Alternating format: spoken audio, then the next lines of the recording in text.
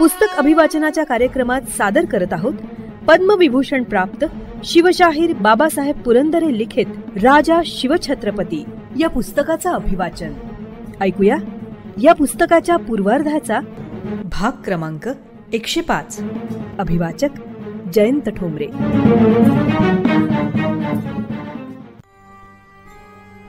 महाराजांनी गोरगरिबांना जसा त्रास दिला नाही तसाच काही धनाढ्य लोकांनाही मुळीच त्रास दिला नाही. एका श्रीमंत डच दलालाच्या हवेलीला मराठ्यांनी धक्का सुद्धा लावला नाही. स्वतः हा डच धनिक जिवंतही नव्हता, फक्त त्याचे बाकीचे कुटुंब होते.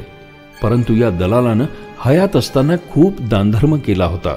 लोकांच्या तो अतिशय उपयोगी पडला होता. तो स्वतः ख्रिश्चन होता, परंतु त्याने मदत करताना कधीही ख्रिश्चन किंवा बिन ख्रिश्चन असा भेद केलेला नव्हता. या त्याच्या सर्व थोर सद्गुणांवर लुब्ध होऊन महाराजांनी या मृत दलालाचे घर अगदी सुखरूप राखले. महाराज लबाडांचे वैरी होते. हजार मार्गांनी धन गोळा करून बेफिकीर परक्या भावनेने जीवन जगणाऱ्या आणि पैशाच्या पंखाखाली स्वार्थाची अंडी उभवणाऱ्या श्रीमंत लोकांचे ते वैरी होते.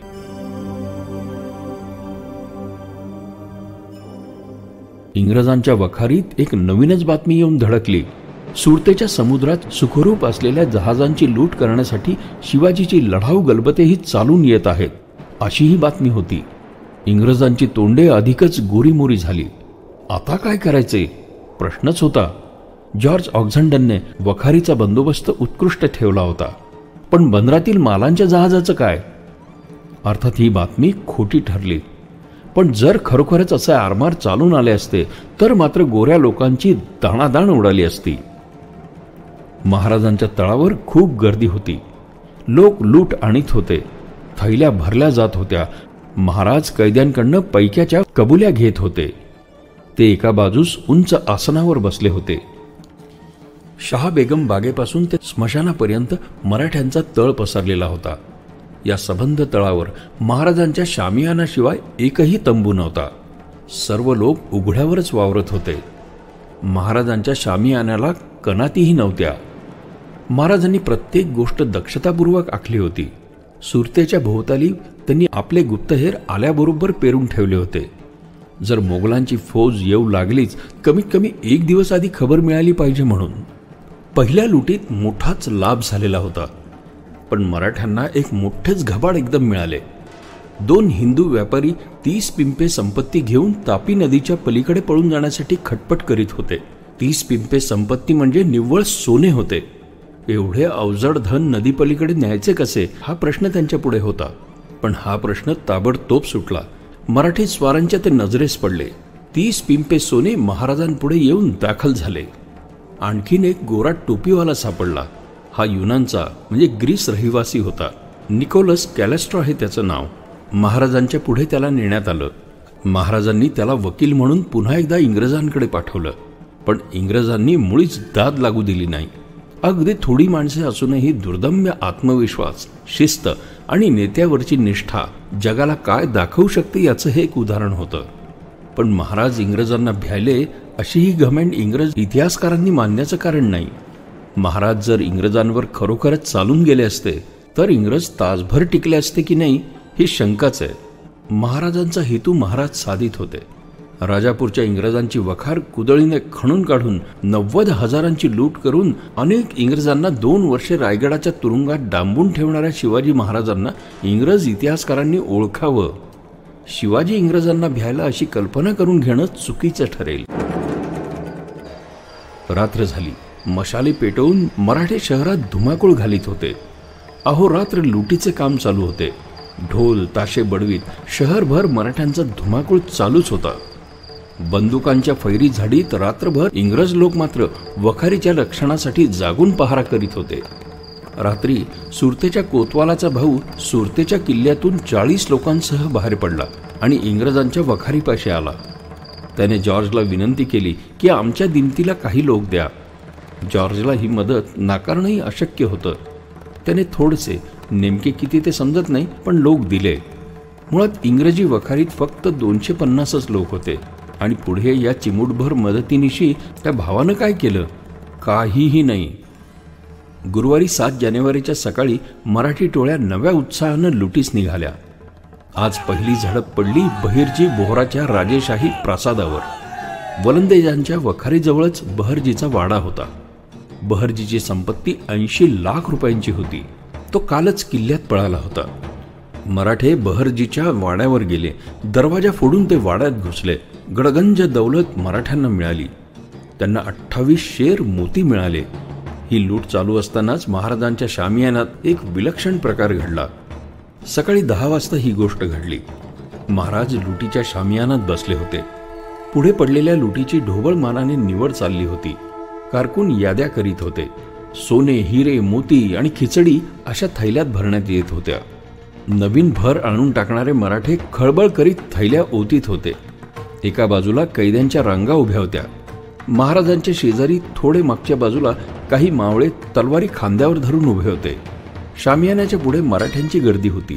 धावपळ, आरोळ्या चालूच होत्या. याच वेळी सुरतेच्या किल्ल्याच्या दरवाजाची करकर अशी हालचाल झाली. म्हणजे दरवाजा उघडून सुभेदार सैन्यासह बाहेर येणार होता की काय? नाही, तसे काहीही नव्हते. दरवाजा उघडला गेला आणि एक तरुण पुरुष दरबारी वकिलाच्या पोशाखात किल्ल्यातून बाहेर पडला. इनायत खानानं खास आपला वकील महाराजांसमोर वाटाघाटी करण्यासाठी सोडला. हा तरुण वकील किल्ल्यातून निघाला आणि महाराजांच्या खास तळावर येऊन दाखल झाला. त्याची चौकशी केली. कोण, कुठले, कुणाला भेटायचंय, काय पाहिजे? त्या तरुणाने दरबारी आदबीनं सांगितलं, सुरतेच्या सुभेदाराने मला वकील म्हणून शिवाजी महाराजांच्या मुलाखतीस पाठवलंय. मला त्यांना भेटायचंय. महाराजांच्या परवानगीनं तो वकील आत आला आणि महाराजांपुढे दाखल झाला. त्यांनी वकिलाची विचारपूस केली. वकील लगेच उत्तरला की इनायत खान सुभेदार यांनी आपणासाठी काही अटी कळवल्या आहेत. या अटी लगेच वकिलाने महाराजास सांगितल्या. या अटी काय काय होत्या ते समजत नाही, परंतु महाराजास त्या मुळीच रुचणाऱ्या नव्हत्या. शिवाय अटी घालणारा हा कोण? घालायच्या झाल्या तर महाराजांनी अटी घालायच्या. भेकडासारखा लपून बसणारा सुभेदार अटी कळवतो.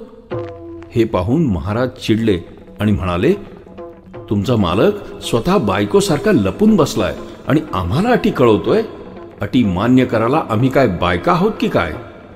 महाराजांचे उपहासाचे बोलणे ऐकल्यावर तो वकील, महाराजचे तन्हाई में खबरे अहमियत कहनी है असं म्हणत म्हणत झटकन पुढे आला आणि निमिषार्धात त्याने लपवून आणलेली एक कट्यार काढून एकदम महाराजांवर झडप घातली.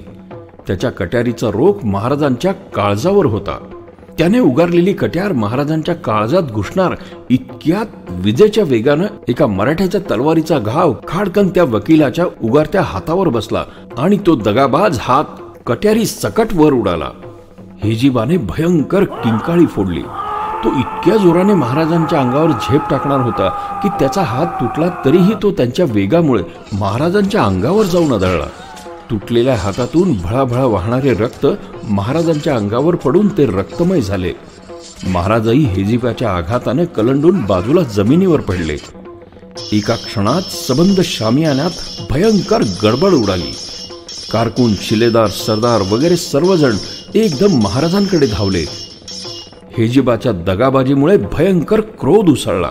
महाराजांभोवतींच्या मराठ्यांनी तलवारीचे खडाखड घाव घालून त्याच्या शरीराच्या चिरफळ्या उडवून टाकल्या. हेजिबाचे प्रेत तुकडे तुकडे होऊन रक्तात पडले. महाराजास अजिबात जखम झालेली नव्हती, पण दगाबाज मारेकराच्या रक्तात ते न्हाऊन निघाले होते.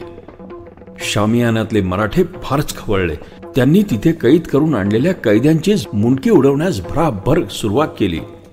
त्यामुळे आरडाओरडा, आर्त विनवण्या आणि शामियाना दणाणून गेला.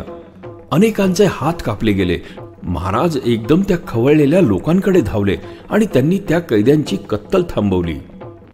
इनायत खानानं हा दगलबाजीचा प्रकार केल्यामुळं महाराजांचे लोक सरसहा पिसाळून गेले. शेकडो आणि हजारो मशाली पेटल्या आणि सुरतेच्या रस्त्यातून हे मशालवाले मराठे आगी लावत धावत सुटले. गांधील माशांचे जणू थवेच. घराच्या खिडक्या दारातून घुसून ते घरे पेटवीत सुटले. कालच्यापेक्षाही लूट आणि आग फुगत चालली. तेलाच्या व्यापाऱ्यांची दुकाने फोडण्यात आली. बुधलेच्या बुधले तेल रस्त्यावरून घरांच्या आगीत फेकून आगी भडकवण्यात आल्या. शहरात आगीचा डोंब उसळला. लोक एकमेकांना हाका मारीत घरे फोडीत होते, लुटीत होते आणि लगेच आगी लावित होते. हाजी जहीद बेगचा वाडा साफ लुटून पेटवून देण्यात आला. शहरातील मोठमोठी घरे पेटू लागली. इंग्रजांच्या वखारीपाशीच हाजीदचे घर होते. मराठे ढोल बडवीत होते, मशाली घेऊन धावत होते. शहरात आता आगीचे राज्य होते. जिथे आग नव्हती त्या घरात मराठ्यांचे राज्य होते. मराठे बाहेर पडताच घरात आग घुसत होती. सुरतेची स्थिती ट्रॉय शहरासारखी झाली होती. प्रचंड आग. हाजी बेगचे घर इतके भयंकर भडकले की आगीचे लोळ ढगाला भिडले.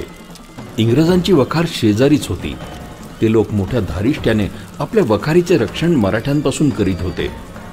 पण एवढ्यात वारा एकदम फोफावला आणि ज्वाळा फरारत इंग्रजांकडे येऊ लागल्या. यावेळी इंग्रज अधिकारी जेवण करीत होते. ते उठताना उठता तोच त्या ज्वाळा आ करून वाऱ्याबरोबर वखारीकडे येत असल्याचे त्यांना दिसलं. शहराच्या पूर्व आणि उत्तर भागात आगीने अत्यंत उग्र असा अवतार धारण केला होता. मोठमोठ्या इमारतींचे मजले आधार सुटून कडाडकड आवाज करीत कोसळत होत्या. इंग्रज प्रेसिडेंट सर जॉर्ज ऑक्झेंडन हा घाबरला. त्याने कागदपत्रांची दप्तरे तरी निदान वाचावीत म्हणून बाहेर काढली, पण त्याचे तकदीर सिकंदर वाऱ्यानेच तोंड फिरवले आणि वखार वाचली. बहरजी बोहराचा वाडा वलंदेजांच्या वखारीपाशी होता. तोही धडाधड पेटला. ही स्थिती वलंदेजांवर आली होती आणि तेही अगदी असेच बचावले. शहरभर धूरच धूर पसरला होता. शहरावर मराठे स्वार कैद्यांना फटके मारीत नेत होते, ओरडत होते, मशाली घेऊन दौडत होते.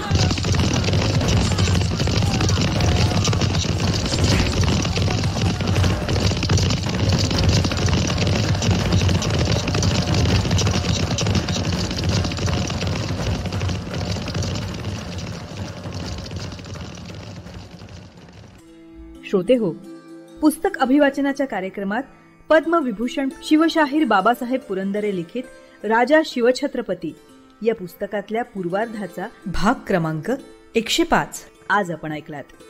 रसिक हो, आपल्याला हे पुस्तक अभिवाचन आवडतंय, भावतंय, ऐकावंसं वाटतंय हे आपण दिलेल्या कमेंट्सवरनं लक्षात येतच आहे. पण आपण आपल्या याविषयीच्या कमेंट्स, प्रतिक्रिया आम्हाला रेकॉर्ड करूनही पाठवू शकता.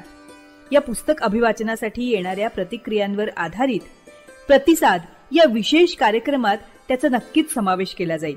मग आता त्यासाठी आमचा व्हॉट्सअप क्रमांक आहे 94 222 55 909. क्रमांक पुन्हा एकदा ऐका, 9422 55909. तसंच तुम्ही ईमेलही करू शकता. त्यासाठी आमचा मेल आयडी आहे imaged27@gmail.com. IMAGEAD27@gmail.com. तेव्हा आपल्या प्रतिक्रिया रेकॉर्ड करून आम्हाला नक्की पाठवा. आम्ही त्याची आतुरतेने वाट बघतो आहोत. आणि आता जाता जाता रेडिओ जयंतचे दर्जेदार कार्यक्रम ऐकण्यासाठी, त्याचं वेळोवेळी नोटिफिकेशन मिळवण्यासाठी रेडिओ जयंत लाईक करा, शेअर करा. आणि हो, रेडिओ जयंतच्या या यूट्यूब चॅनलचं सबस्क्रिप्शन फ्री आहे. तेव्हा लगेचच रेडिओ जयंतला सबस्क्राईब करा.